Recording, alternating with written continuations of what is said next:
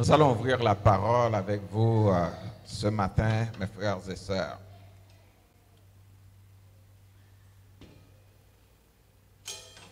Est-ce qu'il vous arrive d'être interpellé? Le verbe interpeller, mes frères et sœurs, c'est un verbe qui nous pousse à agir. Est-ce que vous êtes là avec moi? Le verbe interpeller, c'est un verbe qui nous pousse à l'action. Quand vous êtes interpellé par quelque chose, c'est que la chose vous préoccupe, n'est-ce pas vrai? Hein? Est-ce que vous êtes là? Prêchez avec moi. Quand vous êtes interpellé par quelque chose, c'est que la chose vous préoccupe. Et quand quelque chose vous préoccupe, vous faites des actions. Vous ne pouvez pas être préoccupé et rester assis sans rien faire. Vous ne pouvez pas être interpellé et sans faire des actions. Alors, ce matin, je voudrais traiter avec vous un thème, mais qui est un questionnement. À savoir, quelles sont les attitudes du croyant quand il est interpellé par la parole de Dieu? Je répète, quelles sont les attitudes du croyant quand il est interpellé par la parole de Dieu? Et pour cela, je vous invite à regarder avec moi ce texte que nous trouvons dans Hébreux, le chapitre 4e et le verset 12e. Hébreux, chapitre 4, le verset 12. Hébreux, affiché pour nous, parce que c'est un texte intéressant, important, et c'est le texte qui nous sert de base pour notre prédication de ce matin. Hébreux, chapitre 4, verset 12. Le texte se lit comme suit. Car la parole de Dieu est, comment? Vivante. La parole de Dieu est efficace. Et la parole de Dieu est plus tranchante qu'une épée. Ce sont les trois caractéristiques de la parole de Dieu qui doivent nécessairement interpeller un croyant, un chrétien, une chrétienne. La parole de Dieu est vivante. C'est-à-dire, on n'a pas affaire à une parole qui ne produit pas d'effet. On n'a pas affaire à une parole qui est neutre. On n'a pas affaire à une parole qui est une parole insensée ou, je ne sais pas, morte. La parole de Dieu est vivante. La parole de Dieu est efficace. Cela veut dire, si la parole de Dieu est efficace, elle est efficace en quoi et à quoi? La parole de Dieu est plus tranchante qu'une épée quelconque à deux tranchants. Cela veut dire, la parole de Dieu produit des actions. Donc, l'action que la parole de Dieu peut faire, la parole de Dieu peut diviser quand elle entre dans un cœur. Elle peut partager l'âme et l'esprit, jointure et moelle. Elle peut juger les sentiments et les pensées du cœur. C'est-à-dire, la parole de Dieu peut faire la décantation. Tu vois? le péché dans ton cœur, la parole de Dieu peut l'enlever de ton cœur. C'est pour cela, mes frères et sœurs, vous et moi, nous devons être interpellés par cette parole qui est vivante, cette parole qui est efficace, cette parole qui est plus tranchante. Nous devons être interpellés et aller chercher ce que peut produire cette parole dans ma vie, cette parole qui est à la fois vivante, efficace et plus tranchante qu'une épée. Ça fait longtemps que vous écoutez la parole. Vous l'écoutez à travers YouTube. Vous l'écoutez à travers la radio. Vous l'écoutez à travers Facebook. Vous l'écoutez quand vous venez à l'église. Ça fait peut-être 1 an, 2 ans, 10 ans, 20 ans, 30 ans, 40 ans.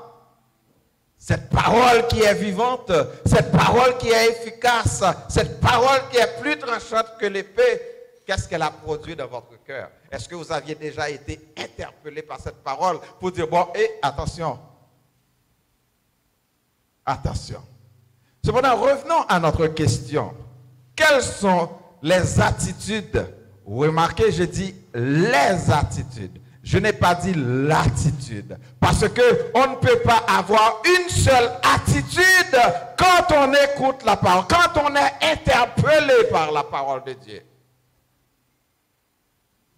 On ne peut nullement avoir une seule attitude quand on est interpellé par la parole.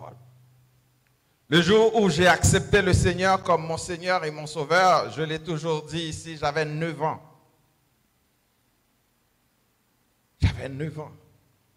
Aujourd'hui, j'ai 54 ans. Vous allez vous dire, vous allez voir combien de temps que j'ai depuis que j'ai accepté Christ comme mon Seigneur et mon Sauveur. Et ce jour-là, c'était un jeudi saint. J'étais interpellé par l'histoire de la passion de Christ.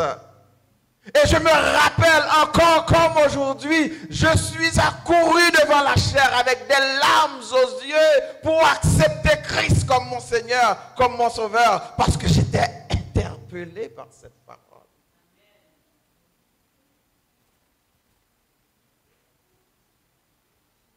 Et quelle est votre attitude? Quelles sont vos attitudes? Vous qui écoutez la parole. Et sur plusieurs plateformes, par plusieurs moyens.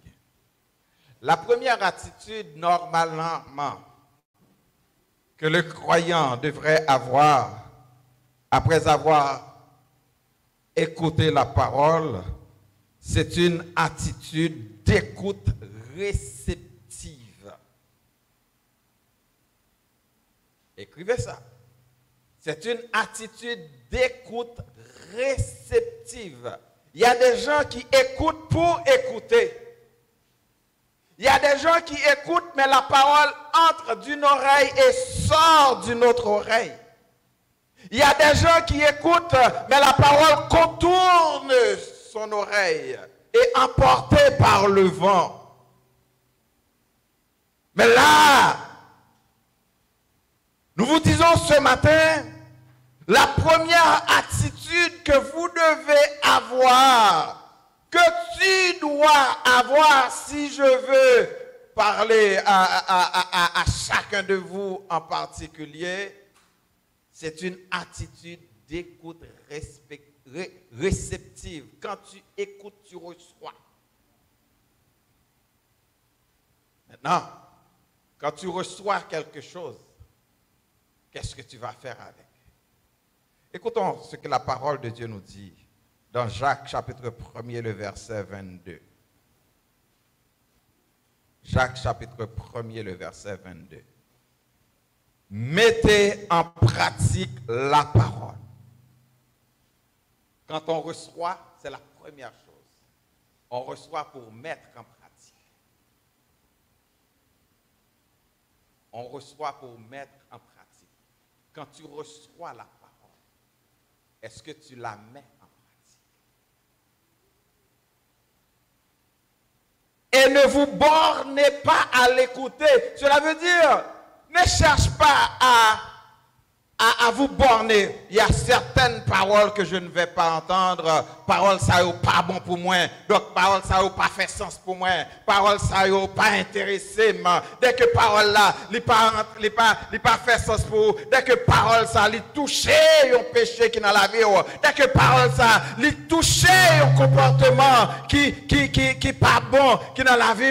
Parole ça n'a pas envie d'entendre. Parole ça n'a pas voulu entendre. Parole ça, on met de côté. Mais toute parole qui est intéressante, c'est parole qu'il faut pomper, c'est parole qu'il faut dire alléluia, c'est parole qu'il faut dire amen, c'est parole qu'il faut dire mettez pour yo.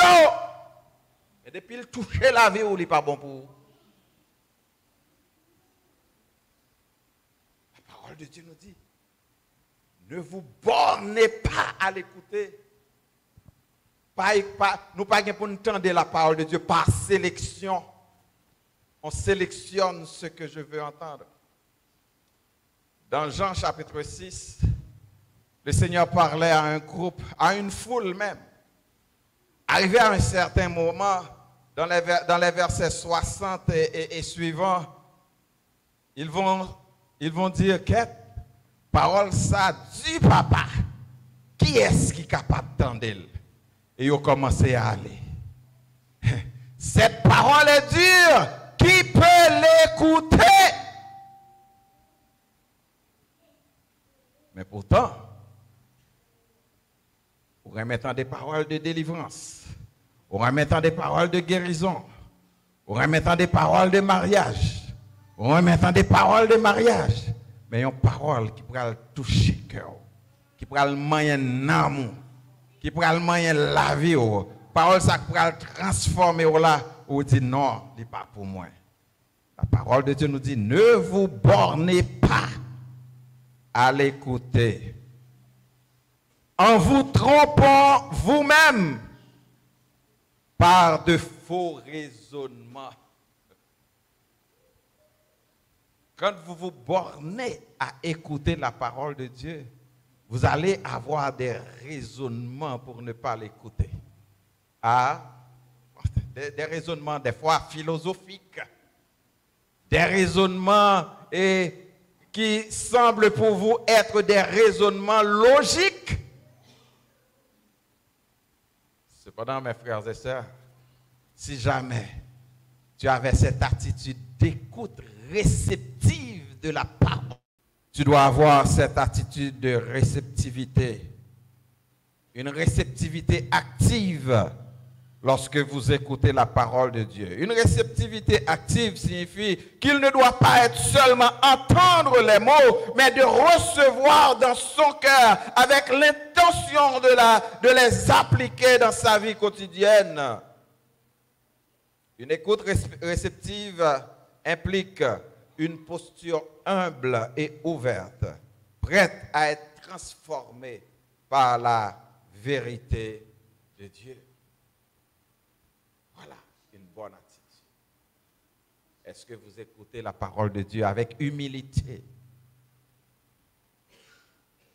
en disant le Seigneur, tu parles à mon cœur.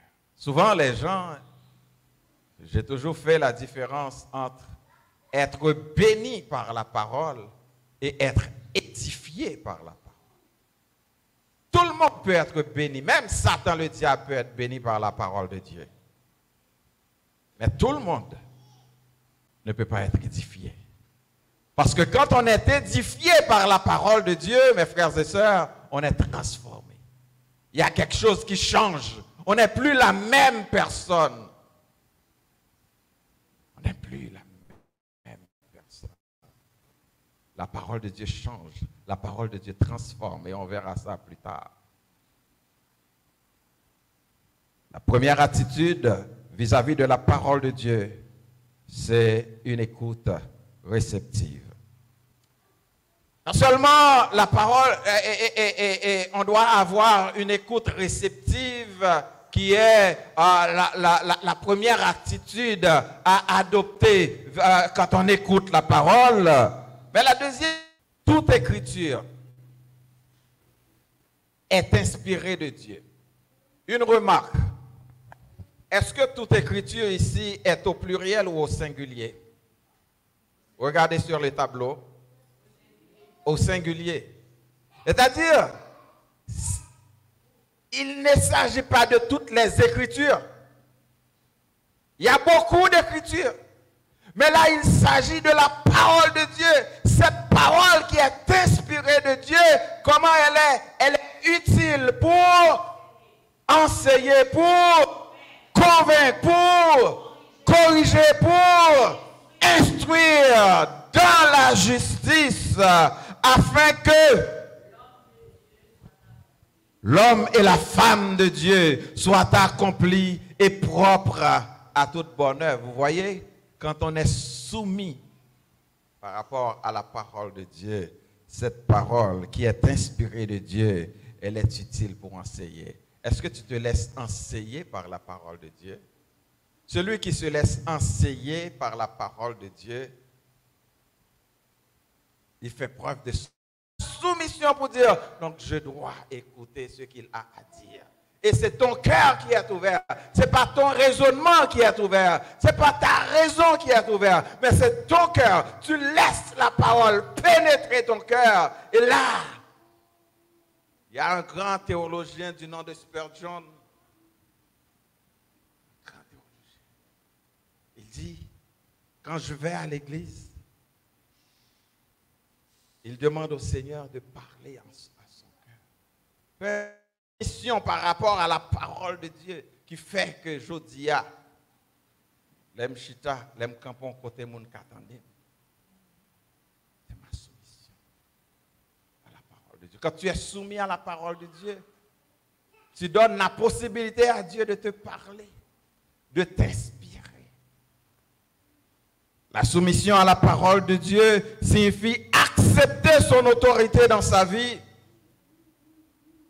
Le croyant doit se soumettre aux enseignements, aux corrections et directives que la parole apporte.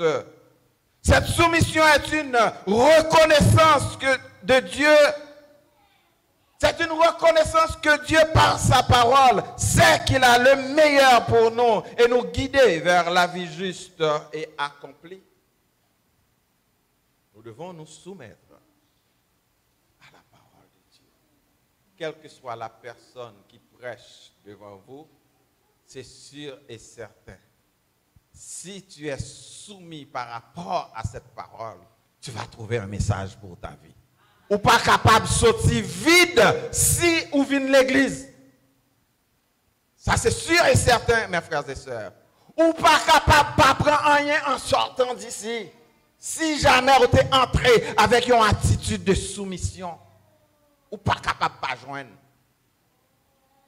Pas de monde qui vient à l'église, quel que soit, pour dire que sortir sans pas recevoir rien. Si vous ne pas venir pour recevoir, pas pour recevoir. Mais si vous venez avec une attitude pour recevoir, vous allez sortir là, rempli, béni, édifié. Troisième attitude pour terminer. Quelle est la première attitude à avoir face à la parole? Réceptive. Bravo. La deuxième? Soumission. Maintenant, la troisième attitude, mes frères et sœurs, à avoir quand on écoute la parole, c'est une attitude d'action. Amen. Une attitude d'action. Alléluia. Écoute réceptive, soumission et une attitude d'action. On nous lit Luc chapitre 11, le verset 28. Luc 11, verset 28. Luc 11, verset 28. Il est dit, heureux plutôt ceux qui écoutent la parole de Dieu et qui la gardent. Heureux ceux qui écoutent la parole de Dieu et qui la gardent.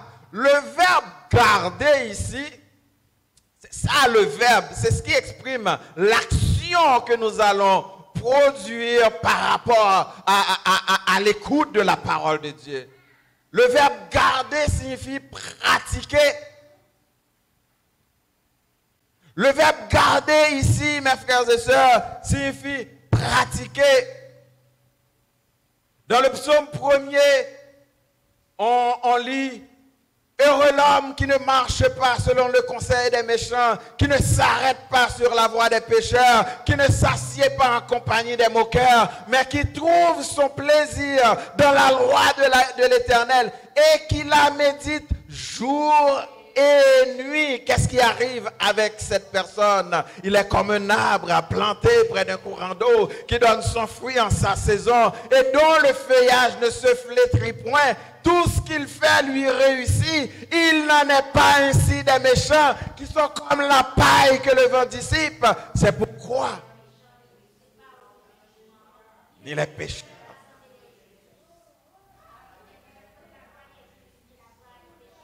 Alléluia, amen, amen, amen. Qu'est-ce que l'Éternel avait dit à Josué quand il s'apprêtait à prendre la tête du peuple après la mort de Moïse? Josué 1er 8.